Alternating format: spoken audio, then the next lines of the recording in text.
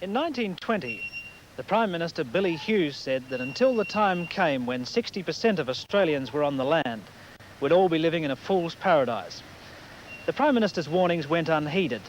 Instead, people flocked to the cities until we became one of the most urban nations on earth. But there's no doubt that many of us still believe that the strength and the character of Australia lies in the country. I'm standing on the property of a farmer named Doug Anthony. Doug Anthony is leader of the Country Party and therefore holds a position second only to that of the Prime Minister. And that alone shows how much of the power is still in the land. You must remember this, a kiss is just a kiss, a sigh is just a sigh. The fundamental things apply as time goes by.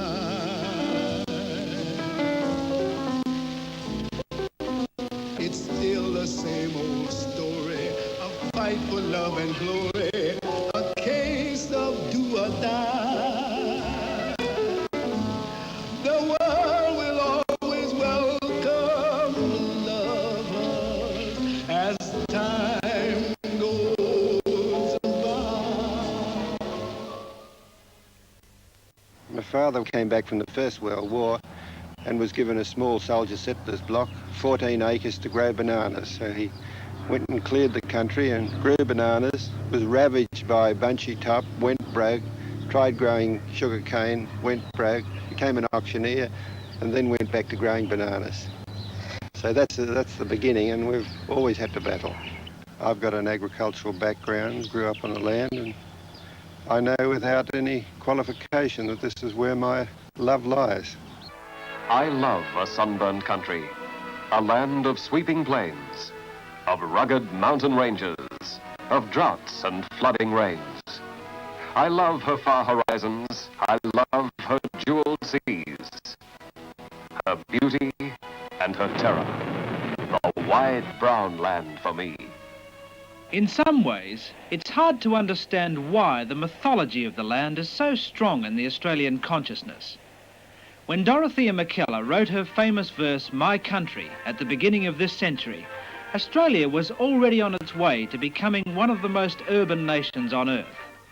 About half of her 3.5 million people lived in the cities, and today nearly 90% of our population are town dwellers.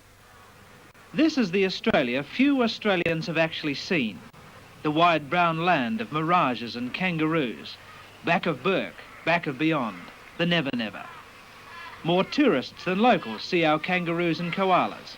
The modern Australian is more likely to have tried a smorgasbord than a damper, more interested in swimming pools than billabongs. The land is so vast that not too many of us comprehend what's happening over the shimmering horizon. All we know is what they've been telling us for years, that out there is one vast treasure trove of natural wealth, animal, vegetable and mineral. Now look at them, aren't they good? So good, in fact, that you think of Sunday's dinner. Australian beef becoming as famous as the roast beef of old England. But most Australians have never really understood what it's like to be on the land, to be part of it. And few in the cities and suburbs can understand the farmer's lament. With all that wealth out there, how can it, in Doug Anthony's words, be a battle? Like many successful farmers, Doug Anthony in fact has 2 properties. And on this one at Murwillumbah on the north coast of New South Wales, the river flows placidly through some of the richest farmland in the world. Over in the piggery, the animals are fat, and there are contented cows up on the hill. The scene is as peaceful and picturesque as a postcard. It all exudes the feeling of the sort of prosperity that leads to those jibes from the city slickers about whinging cockies and Pitt Street farmers. How can life at Sunny Meadows be anything but sunny? Well, no doubt my dress makes me look prosperous, but I happen to be a senior member of government, so you'd expect me to dress reasonably well. But because you've got cattle and because you've got land, it doesn't say you're prosperous. It can mean that you've got a very substantial overdraft with the bank. It depends on the circumstances.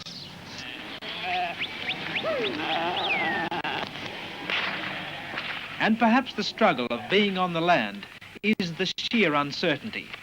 Even since the age of scientific farming, the mechanised war on disease, even with the support of superphosphate bounties and guaranteed minimum prices, life is still a fight against the elements, the seasons and foreign competition. This year's record crop may be next year's failure. What the Lord giveth, he can also take away, even unto the new Mercedes. Dorothea McKellar said it more eloquently than I, but Australia is a country of wretched excesses. Working the land is still a hard way to make a quid. Yet most country people wouldn't dream of changing their environment, even if they could. Core of my heart, my country, her pitiless blue sky. When sick at heart around us, we see the cattle die. But then the grey clouds gather, and we can bless again the drumming of an army, the steady, soaking rain. Though earth holds many splendors, wherever I may die, I know to what brown country my homing thoughts will fly.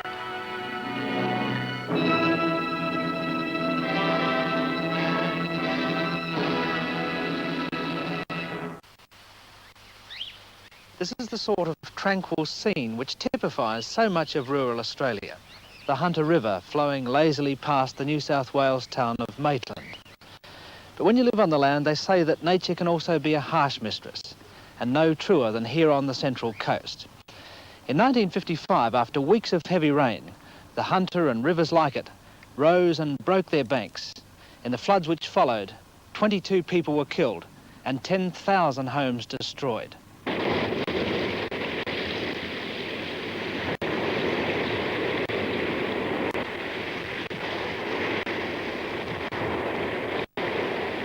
The flooding in the town was dramatic and destructive, but at least you could still see buildings. In the low-lying areas, houses had disappeared. The mayor appealed to surf clubs all along the coast to send boats and crews as reports of more drownings reached the town. Messages to the outside world became tense and brief as the authorities feared communications would soon be cut off. By now, thousands of residents had fled their homes. Some had refused to go, and rescuers had to remove them by force. Lifesavers rescued more than 600 people with the boats and with the traditional belt and line, but many could not be helped. At one stage, 20 houses from one street were picked up and smashed against this bridge. 7 people were clinging to the roof of one house as it crashed against the bridge and disintegrated. Only 3 survived. When the rain stopped, more than 10 inches had fallen in 4 days. Damage was estimated at £10 million, and people began mopping up what remained. The waters were subsiding, but Maitland was still cut off and supplies were dropped by parachute. It would be weeks before business was back to normal, but at least now the fear was gone. Maitland today bears few scars of the floods, but with 22 killed in the district, the memories even now are real enough. But most stayed to rebuild and go about their business once again. The previous great flood before 1955 had been in 1893, but that was always considered to be a freak of nature, never to be surpassed. Over the years, levee banks had been strengthened and warning systems improved. But the trouble is with nature is that she can surpass herself, and in this vast country, she's capable of producing a repertoire of overwhelming extremes.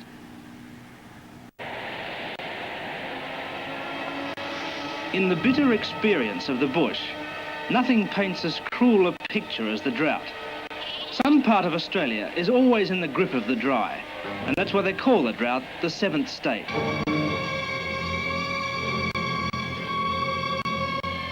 They say too that drought runs in 7-year cycles, and 7 years ago on Urbanization Springer's property near Longreach in Queensland, there wasn't a blade of grass in sight.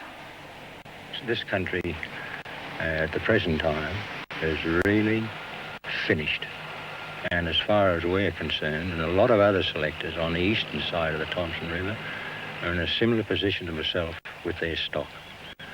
And I would say that we'd want at least 4 to 5 years to have normal rain to bring this country back into its being. within another fortnight there won't be a sheep left on this place. It's like a malignant cancer eating into us because it's been slowly eating into us and every year getting a little bit worse. And for so long it's been eating. What would you say would be the morale now of this district? Very low. Zero. In the early 70s, some graziers walked off their properties never to return, but the Springers were determined to stay. They had two properties side by side, one of which was meant for the children, but that had to be sold, and Herb went back to his old job of wool classing for those who still had sheep alive. They prayed for rain, and, true to form in the Australian bush, it never rains, but it pours. We just sat and waited and hoped for the wet season until finally one night it came. And unfortunately we got 9 inches of rain overnight, which is abnormal, particularly on this drought-stricken land. It was just absolutely nothing to hold the water. And as a result, the fences were wound up like corkscrews. And there was great damage done to the dams, the wings and spillways and what have you. So that after longing and waiting for this rain, all it did for us, or so it seemed, was add insult to injury because it caused more damage on top of the drought. But in the good times, the Springers had paid well. Their credit was good, and their feed and land was still an investment for the future. The old dog for a hard road. Determination, and I married a woman that my mate always will be. And between us, we were determined to see it out. With the support of the stock and station agents, the banks and rural reconstruction, Herb and May Springer survived their greatest crisis. It took them 5 years to get back, and they own little of what's left. But they're still there.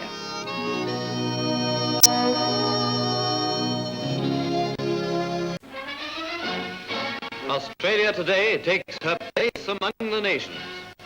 From the economic aspect, she ranks as the world's greatest wool grower and one of the outstanding primary producer countries. Australia is so proud of her wool industry, you'd think sometimes that we'd invented the sheep. But our reverence for the animal, which most of us think is basically stupid, is quite understandable. Without wool, this nation would probably not exist today. Economically, Australia has quite literally ridden on the sheep's back. In fact, it was the camels, bullocks and man himself who did the back-breaking work. Even at the turn of the century, we had 100 million sheep, and that meant an awful lot of wool that had to be dragged ton by ton to the nearest port. But if it was the camels who did the hard yakka, it was the sheep with the golden fleece who took the glory. With wool in its heyday worth a pound, it's no wonder they sang its praises.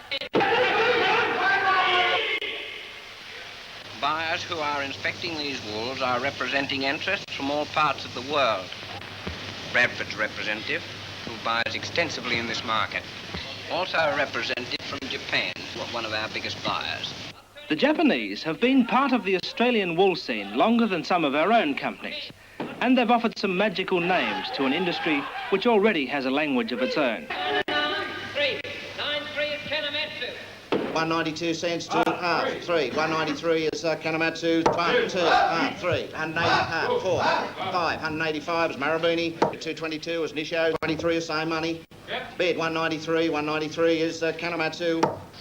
We think Australian people are very open and very friendly and more or less very optimistic people. That's what we think. So, the typical thing is you can see she'll be all right, or that sort of thing. That's typical. She'll be right. Yes. Out on the old shearer stands, grasping the shears in his thin bony hands. Big stitches teeth on the Bear Valley go. Glory if he gets a one, keep the ring a go. It's the she'll be right attitude which has got wool through many of its crises. The drought of the 1890s reduced Australia's sheep flock by half. It caused a depression, and at the same time it reinforced one of the first major industrial forces in Australia, the shearers. Between 1860 and 1890, there were 3,000 cases of strike action by shearers, and the problems at the beginning of the 20th century made them even more militant. All in all, the shearers lived in an intensely union-orientated atmosphere, with its own fascinating rituals. Even the cook was elected by secret ballot, and it was a decision taken with gravity and some humour. You know, the usual thing was, who called the cook a bastard? And the chorus would come back, who called the bastard a cook? And we would always reckon that if the person who staggered out of the hotel almost paralytic was the cook, we were going to have a fairly good menu. What? And because it almost inevitably worked out this way. Any reason I can't? Well, the only reason I can think of is that as they became more famous and more competent, they were better able to afford to get drunk, and the bad cooks had to try and make up for their poor cooking by their fairly sober habits. Wool is the fabric of our society. In its 200-year history, the industry has suffered tremendous ups and downs, from almost being wiped out in the 1890s to the heady pound-a-pound days of the Korean War, when the American wool spinners had been severely depleted. What's that? 21 and a half? Where is it? Last. What's 7? 15. Here's Marabuni, 9 is 195. In more recent times, the great battle has been with science and synthetics, led ironically by the Japanese. But some, at least, see a bright future. This company now is older than many Australian companies. Yes. Do you see it going on that long again? Oh, yes. Oh, yeah. Sure.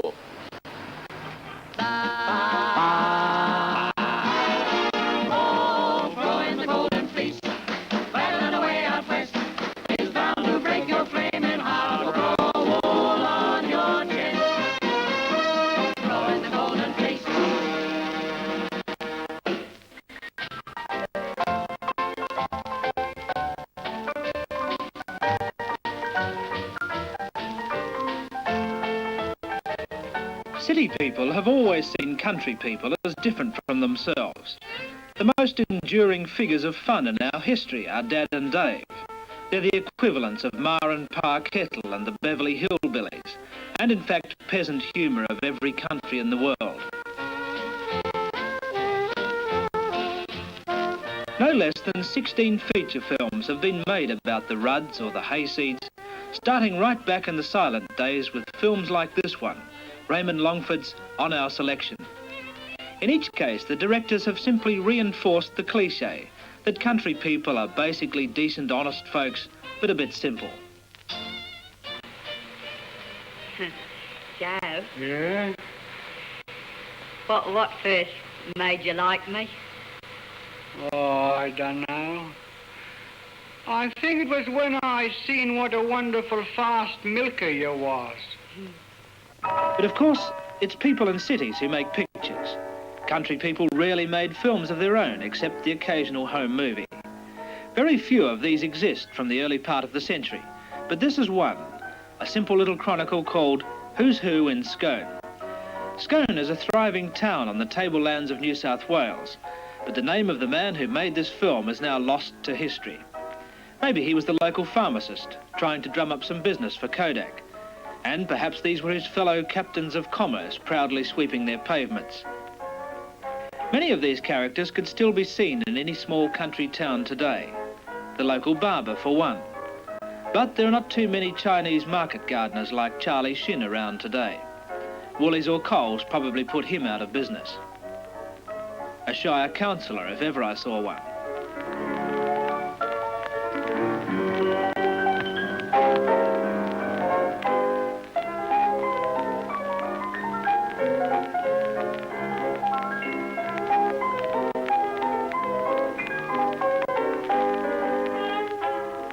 In the 1920s, people still came into town in the sulky, but the traffic was getting thicker and thicker, despite the crook roads. Not too many accidents, though, except when someone backed a sulky into Noonan's bakery. Maybe the driver was a bit under the weather. But of course, no one likes getting caught coming out of the pub at 11 a.m.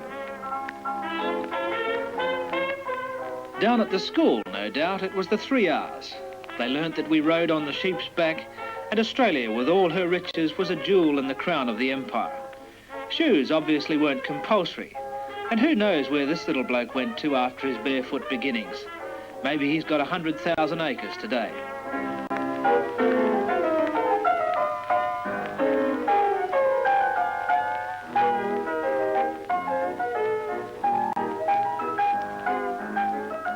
Scone wasn't too big on boutiques in the 20s, but these girls had a style of their own. Some of the lucky ones might be invited out for a weekend of tennis at one of the big sheep stations in the district. Or maybe these are simply the daughters of the landed gentry practicing some of the shots they learnt at boarding school.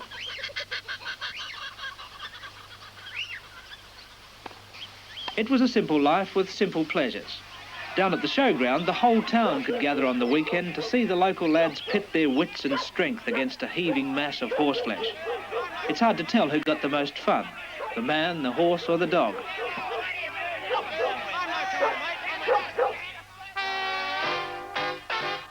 The only time the country really met the city was at the Easter show. The show was as much an Australian ritual as Anzac Day, a time to come and show your wares, and when Dad had talked turkey, or sheep, or cattle, they'd all go down to Sideshow Alley for a bit of a gawk. This was, in fact, 1926, and it was a big year for the man on the land. The CSIRO was set up, and wool auctions began. But perhaps this girl was thinking of Valentina, who died in that year. The show has been a mecca for the countryman for all of the century, and it's formed its own institutions. By the 50s, Sharman's boxing troupe had been responsible for black eyes in almost every country town in Australia. A pound a round if you're game. The show is still the place to check out the new tractor, but over the years it's become less and less countrified. These days it seems more like a vast amusement park, all fast food and the quick quid. Maybe there are just as many country people as there ever were down there in the herd. But certainly there seem to be less wide-brimmed hats and moleskins to the acre than there were 30 years ago.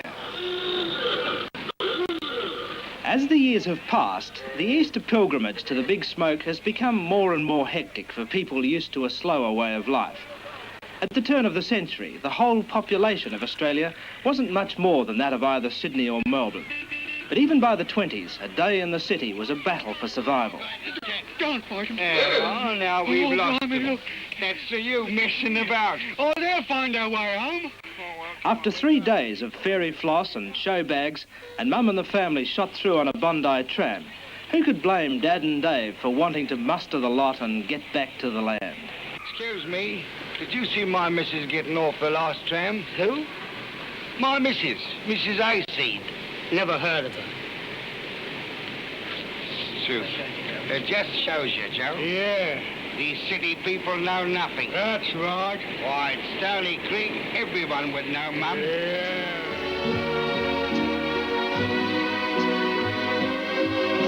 You must remember this. A kiss is still a kiss. A sigh is just a sigh. The fundamental things apply as time goes by.